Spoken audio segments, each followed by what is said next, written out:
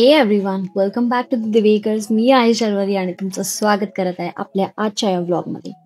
हा व्लॉग आहे पार्ट 2 आपल्या विक्टोरिया सिरीजचा. जर तुम्ही पार्ट 1 बघितला नसेल तर मी डिस्क्रिप्शन मध्ये लिंक टाकते आणि इथे व्हिडिओ मध्ये पण.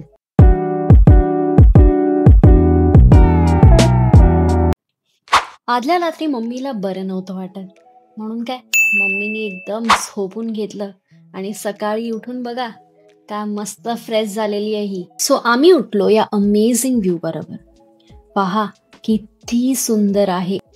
मग काय व्ह्यू बघता बघता गप्पा मारल्या आणि टाइम आम्हाला कळलाच नाही. मग रिअलाइज झालं, अरे बाहेर फिरायला निघालं पाहिजे. मग काय मी जिम्मेदारी घेतली आहे की मम्मीला आज थकवायची. सो निघालो, ब्रेकफास्ट केलं आणि आम्हाला हा नियरेस्ट स्पॉट रेकमेंड केला जो की आहे lighthouse. So we decided to give it a shot.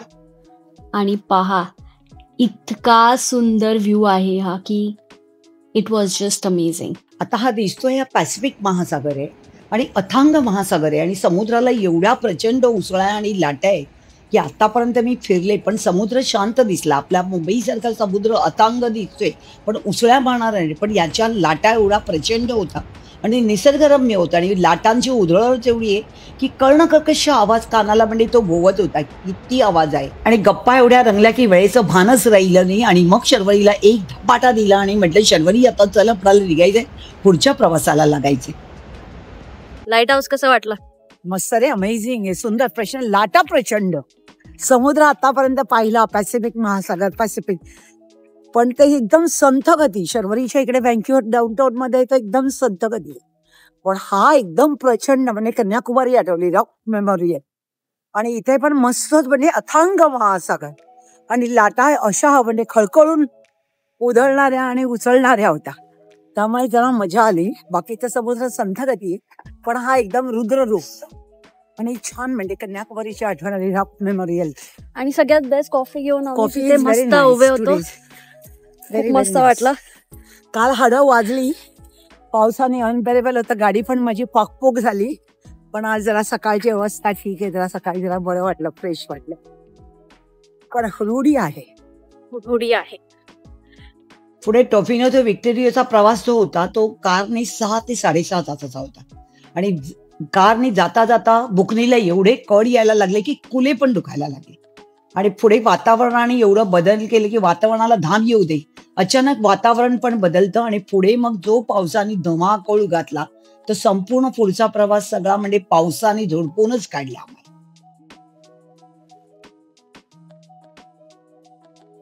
कोणताही नवीन शहर एक्सप्लोअर करायचं असेल सगळ्यात बेस्ट अप्रोच असतो तो वॉक घ्यायचा. मग काय आम्ही या पावसांमध्ये निघालो चालत, विचार केला की मस्त जरा एक्सप्लोअर करू. तुम्ही विक्टोरियाला आलात तर तुम्ही तुमचा वॉक लेजिस्लेशन असेंब्ली कडनं चालू करू शकता. आम्ही पण तेच केलं, चालू केलं आणि विचार केला की आसपासचा एरिया चालतच एक्सप्लोअर करू. सो चालत आम्ही पुढे गेलो.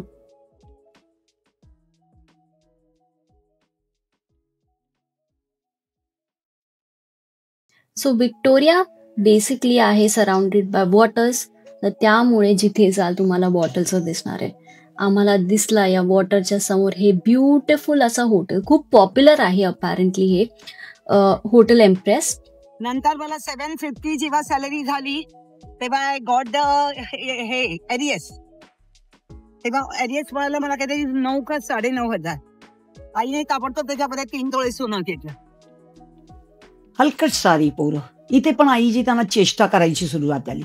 चेष्टेकडे लक्ष देऊ नका, आता आपण निसर्गाचा आनंद लुटूया आणि व्हिक्टोरियाचा आनंद घेऊया. चालता चालता पुढे एकदम सुंदर इंद्रधनुष्य दिसलं आणि इंद्रधनुष्य बघता बघता इतका आनंद झाला की पुढे झाडं दिसली आणि झाड म्हणजे जीव की प्राण आणि निसर्गाचा आनंद तर अप्रतिम सुंदर. पुढे मी धावायला लागले पण पायात आला पेटका आणि हिला म्हटलं, आता बास कर ग बाई, आता मला गाडीत बसव आणि आता पुढचा प्रवास आपण सगळा गाडीने करूया. पुढचा डेस्टिनेशन होता फिशरमॅन वॉर्फ. ही जागा फेमस आहे इथल्या डायनिंगसाठी. रेस्टॉरंट्स खूप अमेझिंग असतात, म्हणून आम्ही विचार केला की इथे जाऊन आपण मस्त फिश अँड चिप ग्रॅब करू, कारण फिश अँड चिप इथे खूप पॉप्युलर आहे आणि इतक्या लांब आल्यानंतर पॉप्युलर गोष्ट तर खायला हवीच आहे. आणखीन एक रिझन की हे इतकं फेमस आहे कारण हे सिच्युएटेड आहे पाण्यामध्ये. तर पाण्यामध्ये फ्लोटिंग रेस्टॉरंटचा कॉन्सेप्ट हाच इतका अमेझिंग आहे. सो आम्ही निघालो, एक रेस्टॉरंट एक्सप्लोर करायला विचार केला, फिश अँड चिप ग्रॅब करू आणि जाता जाता गाडीमध्ये खाऊ.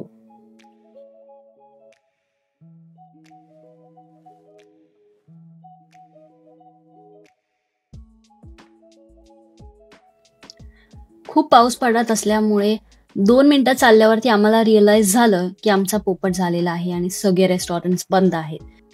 बसलो गाडीमध्ये आणि निघालो पुढच्या डेस्टिनेशनसाठी. पुढचं डेस्टिनेशन आहे चायना टाउन. तर तुम्ही जगात कुठेही जा, तुम्हाला चायना टाउन हे दिसणारच. तर मम्मीला दाखवण्यासाठी आम्ही इथल्या चायना टाउनमध्ये गेलो. थोडंसं ड्राईव्ह केलं कारण पावसामध्ये वॉक करायला मम्मी तयार नव्हती आणि तिच्या पायाला ऑलरेडी पेटका आला होता. तर ऑब्व्हियसली मार न खाण्यासाठी तिला तर खाली उतरवलं नाही. ड्राईव्ह केलं डाऊनटाऊनमध्ये आणि मग पुढच्या डेस्टिनेशनला पोचलो, जे की आहे क्रेगडारेक कासल. हा कॅसल आहे तो 18th सेंचुरीमध्ये बनला होता. मम्मीला तर सांगितलं की हा स्कॉटिश वाडा आहे म्हणून, तर ती पण हसायला लागली. शर्वरी मला म्हणते हा मामा स्कॉटिश वाडा आहे. मुलांना काय बावलट वाटते की हा वाडा वाटतो का. मग पुढे निघालो, बघितलं तर सनसेट दाखवण्यासाठी नेला. प्रचंड महासागरच होता, म्हणजे समुद्रच होता आणि सूर्यास्त दाखवायला नेला.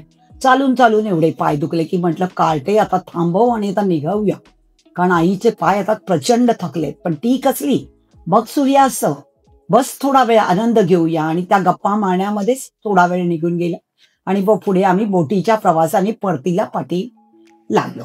परतीच्या बोटीचा प्रवास 1.5 तासाचा होता. प्रवास करून शेवटी ऑलमोस्ट आम्ही व्हँक्युअरमध्ये येऊन पोहोचलो. परमेश्वराचे शुक्रिया अदा केले आणि आता खरंच सांगते बोलायचा त्राण नाहीये. माझा ब्लॉग मी इथेच संपवते. तर आपला आजचा हा व्लॉग कसा वाटला तुम्हाला ते आम्हाला नक्की कॉमेंटमध्ये सांगा. आवडला तर please like, share, comment and subscribe to our channel. This is me Sharvari signing off for today. भेटूया पुढच्या व्लॉगमध्ये. Until then, bye.